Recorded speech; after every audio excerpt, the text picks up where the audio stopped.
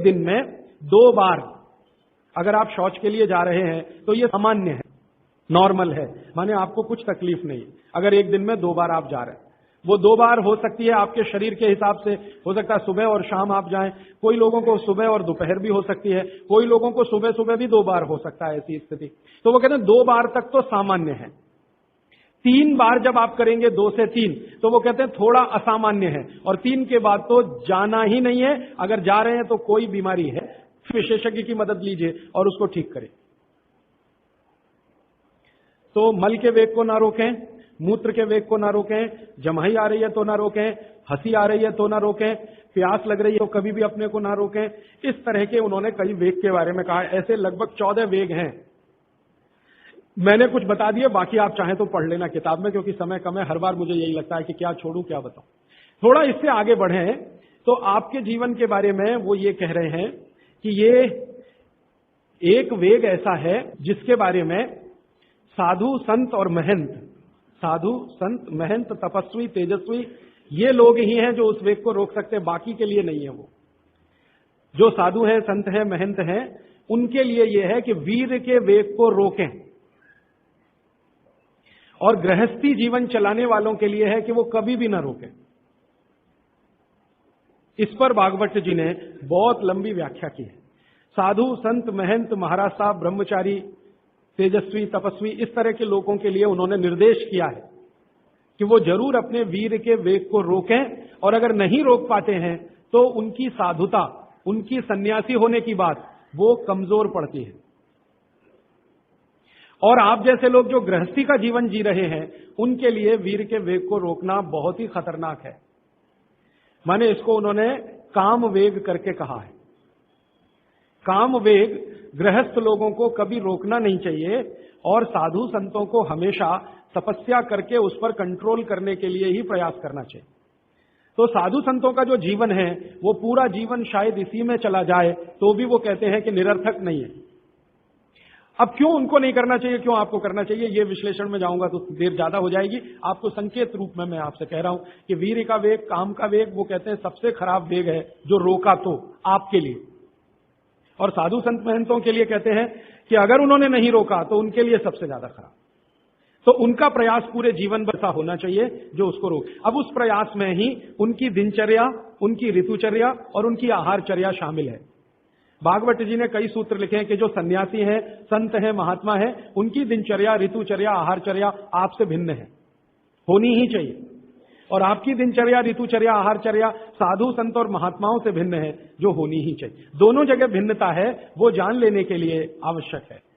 तो हम कहते हैं ना, साधु संत और सन्यासियों के भोजन तीखे मसाले वाले ना हो, एकदम सादगी पूर्ण हो, ज्यादा उसमें घी तेल ज्यादा इस्तेमाल ना हो, वगैरह वगैरह। तो और आपके लिए बिल्कुल उल्टा, आपके भोजन में तीखे मिर्च मसाले हो तो चलेगा, घी तेल बहुत ज्यादा हो तो भी चलेगा। तो गृहस्थियों के लिए जो जीवन है आहारचर्या, दिनचर्या और ऋतुचर्या का, और साधु सन्यासियों के लिए जो जीवन है दिनचर्या, दोनों में बहुत अंतर है। इस पर लंबा विश्लेषण हो सकता है, समय की कमी। अब मैं आ जाता हूं, आपको जो कुछ मैंने अब तक कहा उसको जरा समराइज कर दो। जो कुछ अब तक कहा 6 दिनों में, उसको थोड़ा समराइज कर दूं। और इतना समरी जरा ध्यान से आप सुन लीजिए, नहीं तो फिर से लिख लीजिए। एक बार लिख चुके हैं तो दोबारा भी लिख लीजिए, कोई उसमें नुकसान नहीं होगा। हो सकता है याद ही हो जाए आपको, क्योंकि बार बार कोई चीज लिखे ना तो अच्छे से याद होती है। सुनने से तो होती है, उससे भी ज्यादा याद होती है लिखने से। हो सकता है आपको लगे कि ये तो आपने बोल दिया है, फिर भी मैं बोल रहा हूं क्योंकि मुझे आज पूरा बात समअप करनी है, फिर बाद में प्रश्नों के लिए मैं जाऊंगा। आप एक साधारण गृहस्थ हैं। साधारण गृहस्थ से मतलब जो भागवत की परिभाषा में असाधारण कौन है, जो साधु हैं, संत हैं, सन्यासी हैं, महात्मा हैं, ब्रह्मचारी हैं, ये सब असाधारण श्रेणी के लोग हैं। आप जो हैं साधारण श्रेणी में आते हैं। तो साधारण श्रेणी के लोगों को जीवन भर बिना रोग के जीवन बिताना, बिना डॉक्टर की मदद के अपनी जिंदगी को चलाना, बिना विशेषज्ञ की मदद के अपने जीवन को चलाना, उसके लिए उन्होंने जो कुछ कहा वो मैंने पिछले 7 दिन में अलग अलग समय पर आपको बताया। आज फिर उसको कह रहा हूं, रिपीटिशन कर रहा हूं ताकि याद रहे। तो सबसे पहला मुख्य नियम है आप जैसे लोगों के लिए, वो वही है, खाना खाने के बाद कभी भी पानी ना पिएं। ये सबसे जरूरी, सबसे आवश्यक है। खाना खाने के बाद कभी भी पानी तुरंत ना पिएं, 1.5 घंटे के बाद पानी पिएं। एक्सप्लेनेशन में पहले दे चुका हूं, अगर आप चाहें तो फिर समझा देता हूं। खाना खाते ही पेट में अग्नि प्रदीप्त होती है, उसको जठर अग्नि कहते हैं। जठर पेट का वो स्थान है जहां खाने का पाचन होता है। हिंदी में उसको आमाशय कहते हैं, संस्कृत में जठर कहते हैं। तो जठर स्थान पे अग्नि प्रदीप्त होती है और ये अग्नि 1.5 घंटे तक ही रहती है। तो 1.5 घंटे तक पानी न पिए तो अग्नि अपना काम अच्छे से करेगी, तो भोजन आपका अच्छे से पचेगा, रस में बदलेगा। और मैंने आपको क्रिया बताई थी कि पहले खाना जो है ना पेस्ट में बदलता है। जैसे आप घुटी हुई खिचड़ी खाते हैं ना, खिचड़ी, वैसे खाना बनता है, वो 1.5 घंटे में बनता है। फिर उसके बाद रस निकलता है, और जब रस निकलेगा तब पानी की जरूरत है, क्योंकि बिना पानी के रस नहीं बनता। तो कहते हैं 1.5 घंटे के बाद पेट भर के पानी पिए। ये सबसे जरूरी, सबसे आवश्यक पहला नियम। दूसरा नियम, पानी कभी भी पिए तो घूट घूट भर के पिए। ये मैं बहुत आवश्यक नियम मानता हूं सबके लिए, आप जैसे लोगों के।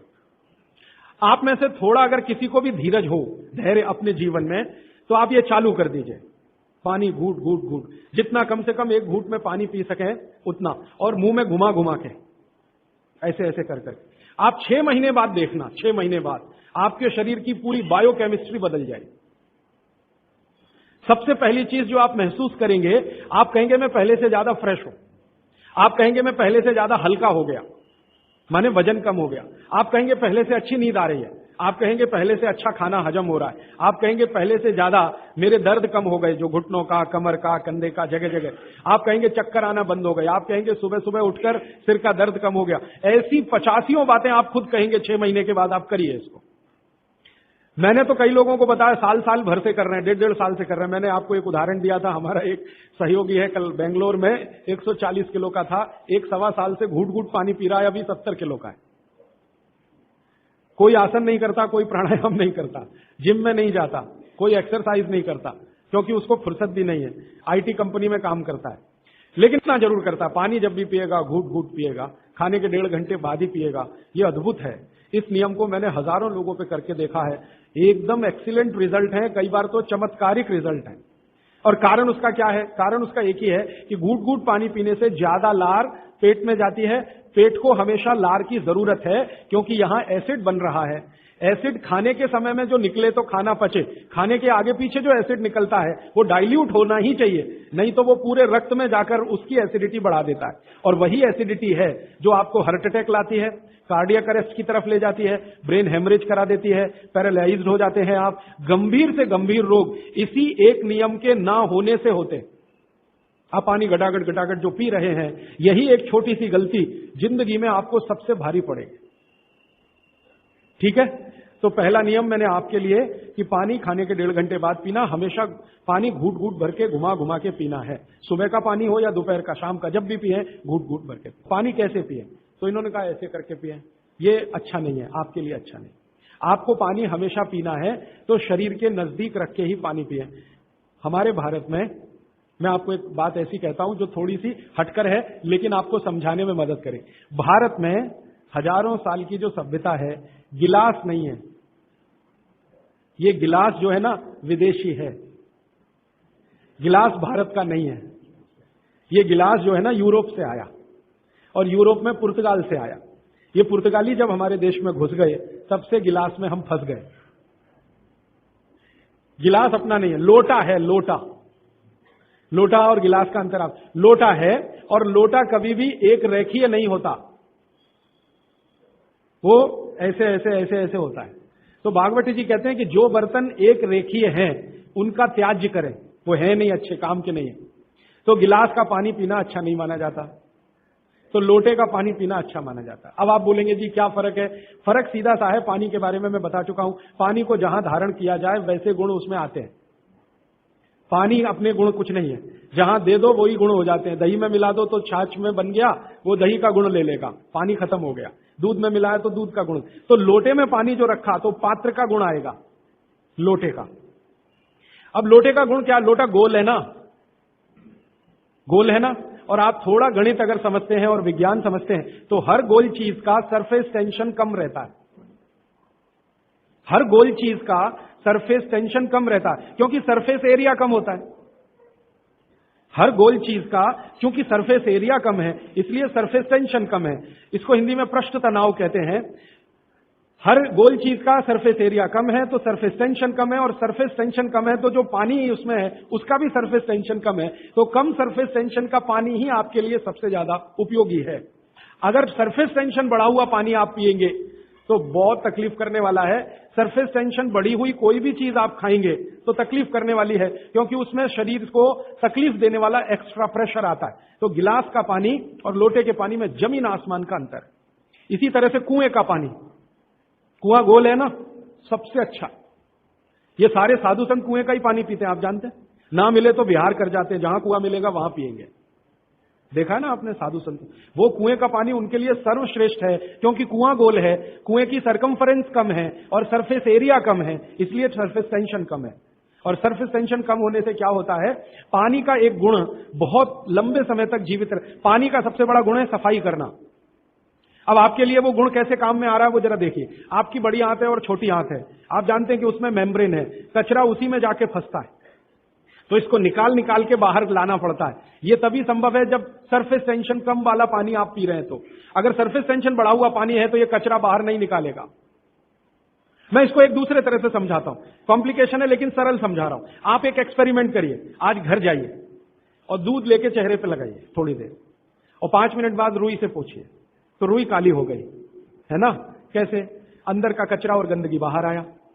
कैसे बाहर आया? वो दूध ने बाहर लाया।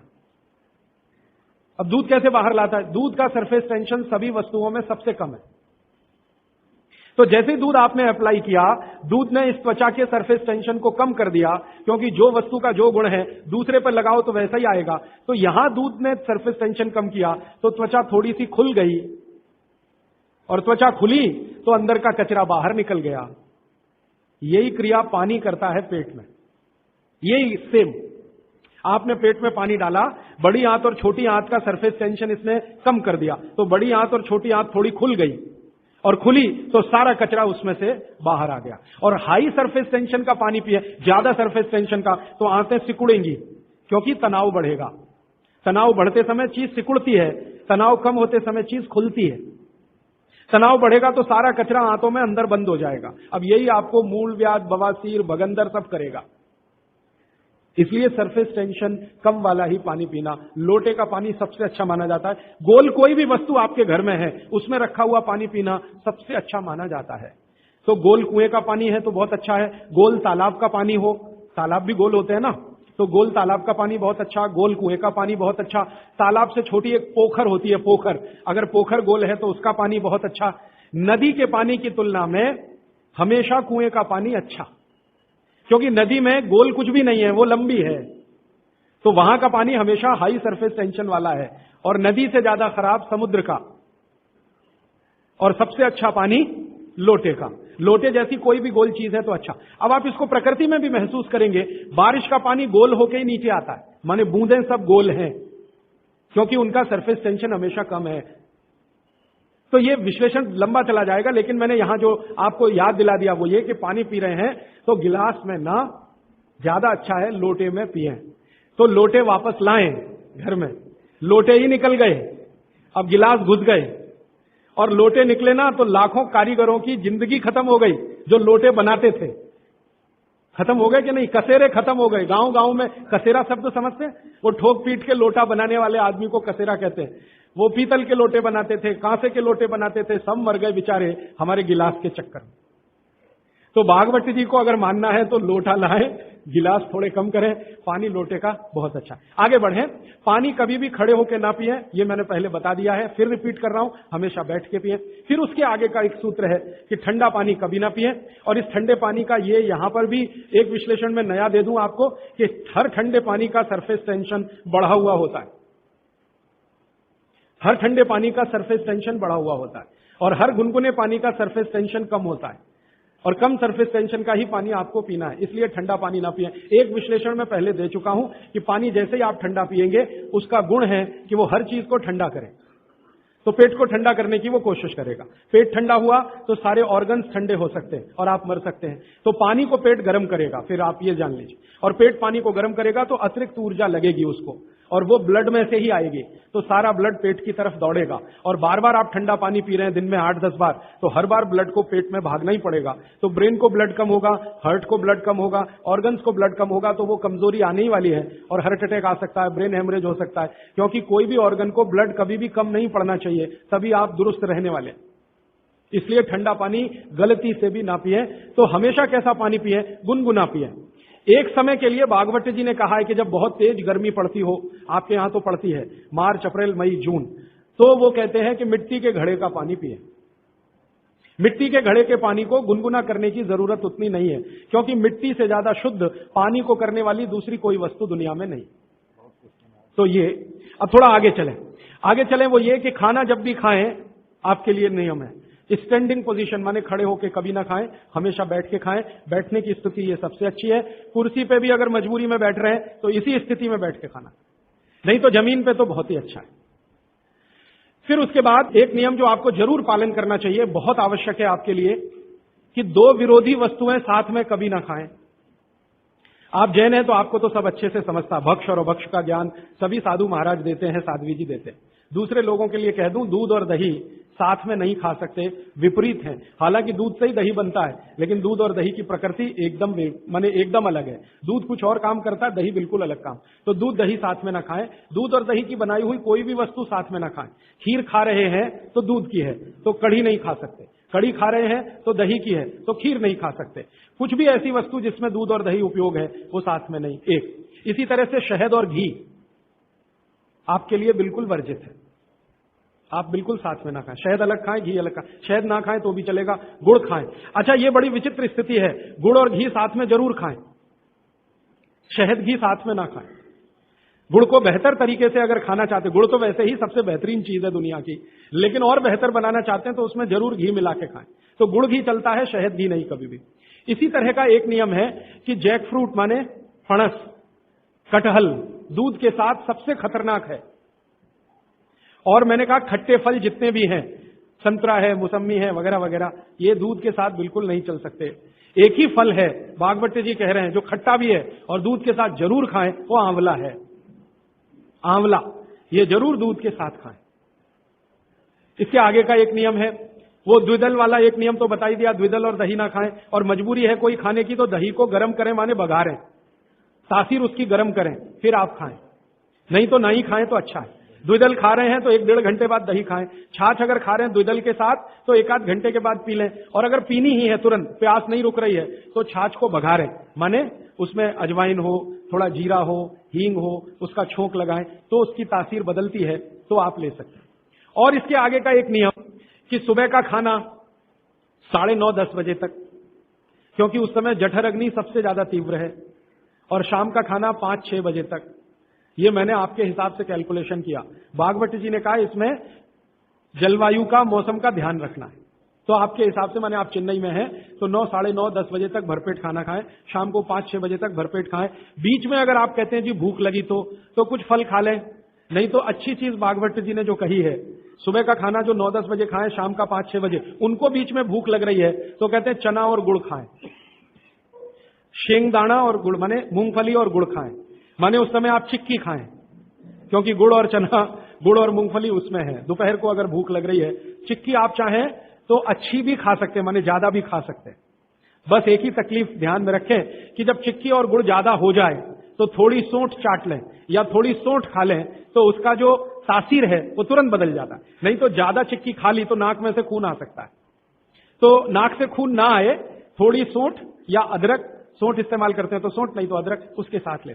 फिर आगे भागवत जी कहते हैं कि आपके भोजन का आपके जो वातावरण से बहुत रिश्ता है। आप जिस वातावरण में रह रहे हैं उसका ध्यान हमेशा रखें। अब मान लीजिए आप मद्रास में रह रहे हैं, तो मद्रास के आसपास का जो वातावरण है ये गर्म है। गर्म वातावरण में गेहूं नहीं हो सकता, गेहूं को होने के लिए ठंड चाहिए। तो निश्चित रूप से चेन्नई के आसपास किसी खेत में गेहूं अच्छा होगा नहीं। कोशिश करेंगे तो तब अच्छा होगा जब ठंड बढ़ जाए, क्योंकि गेहूं ठंड की फसल है, गर्मी की नहीं। गर्मी की फसल जो है वो चावल है, धान है, चावल है, बाजरा बहुत गर्मी की फसल है। ये राजस्थान में रहने वाले सब लोग जानते हैं कितनी गर्मी है राजस्थान में, और वहीं बाजरा सबसे अच्छा होता है। कच्छ में, सौराष्ट्र में कितनी गर्मी है, बाजरा सबसे अच्छा वहीं होता है। तो गर्मी की जो फसलें हैं वो धान है, बाजरा है और जौ है, जवारी है। जवारी आप समझते, ज्वार, तो ये सब आपके लिए अच्छे हैं। यहां चेन्नई में आप रहते हैं ना, ज्वार की रोटी खाएं, बाजरे की रोटी खाएं, गेहूं की कम ना खाएं तो भी चलेगा, जो यहां हो रहा है वो ज्यादा खाएं। अब आप बोलेंगे गर्मी में भी बाजरे की रोटी खाएं, ना खाएं, क्योंकि बाजरा वैसे तो गर्म है, लेकिन गर्मी में भी खाना है। मान लो आपको स्वाद है, छूट नहीं रहा है, जगह छूट गई है, स्वाद नहीं छूटता, मन हमारा अभी भी राजस्थान में है या कच्छ में है या सौराष्ट्र में, कुछ मजबूरी है कि हम यहां रह रहे हैं। अगर ये मजबूरी खत्म हो जाए तो आप सब भागेंगे यहां से। मजबूरी कैसी, कच्छ में सौराष्ट्र में इतना ही पैसा आ जाए तो आप सब चले जाएंगे, क्योंकि मन जो है ना छूटता नहीं है, स्थान से लगा रहता है, स्वाद मन के साथ जुड़ा हुआ है। तो स्वाद के लिए ही अगर बाजरा खाना चाहते हैं तो बिना गुड़ के ना खाएं। यहां पर चेन्नई में गुड़ और घी के साथ बाजरे की रोटी आप खा सकते हैं, गुड़ और घी के साथ जवारी की रोटी आप खा सकते हैं। ज्यादा आप खाएं तो चावल आपके लिए, धान जो यहां होता है वो सबसे अच्छा है। तो तासीर ध्यान रखें, आबो हवा का ध्यान रखें, वातावरण का ध्यान रखें, हर बनाते समय भोजन में और खाते समय भोजन में। ये कुछ सूत्र हैं जो बहुत आवश्यक हैं आपके लिए, मैं मानता हूं, जो मैंने आपको पिछले एक 45 मिनट या 30 मिनट में जो रिपीट किए, जिनको मैं बहुत आवश्यक मानता हूं। और इसमें से एक सूत्र छूट गया जो बहुत आवश्यक, सुबह सुबह उठकर पहले पानी पिए, सुबह सुबह उठकर पहले पानी पिए। कारण मैं बता चुका हूं कि उठते ही आपके मुंह में जो लार बन रही है वो बहुत बहुत बहुत कीमती है, उसकी कीमत लगा नहीं सकते आप, वो एकदम अमूल्य चीज है, वो अंदर ही जाए तो अच्छा है। तो आप उठते ही पानी पीने का नियम बनाएं। कितना पानी पिए, मैंने बताया था 18 से कम उम्र के जो बच्चे हैं उनको लगभग 1.5 से 2 गिलास, 60 से ऊपर के जो बुजुर्ग हैं उनको भी 1.5 से 2 गिलास, और आप जिस उम्र में हैं 18 से 60 तो कम से कम 3 गिलास। पीने का तरीका वही है, सिप सिप सिप सिप करके पीना। और ये सुबह का पानी अकेला पानी है जो बिना प्यास के भी पीना। जी, ये मुख्य नियम मैं मानता हूं आपको जरूर धारण करने चाहिए। और मेरी एक दूसरी गुजारिश है, आप जितने भी लोग बैठे हैं इन सब नियमों को पालन करें। आज से कुछ ने तो शायद शुरू भी किया है 2-3 दिन से, जरूर पालन करें। हो सकता है कि 6 महीने के बाद, 8 महीने के बाद मेरी आपकी फिर मुलाकात हो, तब आप मुझे इसकी रिपोर्टिंग करें। रिपोर्टिंग करें क्यों? मैं आप सबको भागवत का चेला बनाना चाहता हूं। मैं ये चाहता हूं, मैं विनम्रतापूर्वक कह रहा हूं, मैं ये चाहता हूं कि जो ज्ञान मैंने 6 साल में लिया, ये साल भर में आपके पास पूरा पहुंच जाए। क्यों? आप तो इसको अपने जीवन में पालन करके स्वस्थ रह ही सकते हैं, अपने परिवार को भी रख सकते हैं और पड़ोसियों को भी रख सकते हैं। और भागवत ने कहा है कि जो अपने दुखों को दूर कर ले और दूसरों के दुखों को दूर करने का काम करे, वही मोक्ष का भागी है, माने भागीदार हो सकता है। तो मैं चाहता हूं आप सब मेरे साथ मोक्ष में चलें, वहां भी हम यही करेंगे, तो आप अच्छे हो जाएंगे, देश भी अच्छा हो जाएगा। ये कहकर मैं अब प्रश्नों की तरफ चल रहा हूं। प्रश्न मेरे पास भरपूर आ चुके हैं। मैं कोशिश ये करूंगा कि जो प्रश्न एक बार उत्तर आ गया उसको दोबारा नहीं दूंगा। हो सकता है किसी व्यक्ति ने वो प्रश्न रिपीट किया। ज्यादातर प्रश्न जो हैं वो रोगों से संबंधित हैं, इस रोग में क्या करें, उस रोग में क्या करें। तो सबसे पहला प्रश्न जो मैं सबसे आसान मानता हूं, आंखों के नीचे काले धब्बे आ गए हैं तो क्या करें। मैं इसका उत्तर पहले दे चुका हूं, फिर दो रहा हूं। आपको सबसे अच्छा आसान उपाय मैं बता रहा हूं, वो ये, जिनको भी डार्क सर्किल है सवेरे उठें, सबसे पहला जो आपका थूक है, मुंह का लार है, इसको आंखों के नीचे लगा के मालिश करें, हल्की हल्की मालिश करें, आपके सारे डार्क सर्कल खत्म हो जाएंगे। और ये जो सुबह का मुंह का लार है, इससे आप अपने त्वचा रोग भी ठीक कर सकते हैं। खाज है, खुजली है, दाद है, सोराइसिस है, इचियोसिस है, एक्जिमा है, हर जगह इसको अप्लाई करें और हल्की हल्की मालिश करें। कोई कहेगा कि बहुत ज्यादा शरीर में है तो इतना तो थूक बनता ही नहीं है और पूरे शरीर पे लगाना पड़े तो ऐसी स्थिति में आप मुझे व्यक्तिगत रूप से शाम को 4 बजे मिलें। मैं आपको एक ऐसी दवा बता दूंगा या लिखा दूंगा जो थूक भी बढ़ा देगी और आपकी शरीर की खाज, खुजली, दाग, धब्बे सब मिटा देगी। वो व्यक्तिगत है। नींद बराबर नहीं आती है तो इसका माने एक ही आप जान लीजिए कि आपके शरीर में अगर वात बढ़ा हुआ है, वायु बढ़ी हुई है, तो अच्छी नींद कभी नहीं आएगी। तो इसके लिए बहुत सरल उपाय मैंने बताया था। रात को गाय का घी हल्का गर्म करके दोनों नाक में डाल के सोएं। गाय का घी हल्का गर्म करके, जब वो तरल हो जाए उतना ही गर्म करें और एक एक बूंद दोनों नाक में डालें और हल्के से खींचें, ज्यादा तेज नहीं, बस इतना करेंगे अंदर चला जाएगा। बहुत खींचने की जरूरत नहीं, क्योंकि आगे चला जाएगा, जहां नहीं जाना चाहिए वहां भी चला जा सकता है। तो हल्का खींचकर छोड़ दें और सो जाएं, भूल जाएं। फिर नींद बहुत अच्छी आएगी, खर्राटे बिल्कुल बंद हो जाएंगे, स्नोरिंग बिल्कुल खत्म हो जाएगी, नींद के समय जो खराब खराब सपने आ रहे हैं वो सपने कभी आएंगे नहीं, अच्छे ही सपने आएंगे जब भी आएंगे। रात में नींद कभी खुलेगी नहीं, 6 घंटे के पहले आप उठेंगे नहीं कम से कम। रात की नींद खुलने का एक वो तकलीफ आ गया ना, पेशाब आती है नींद खुल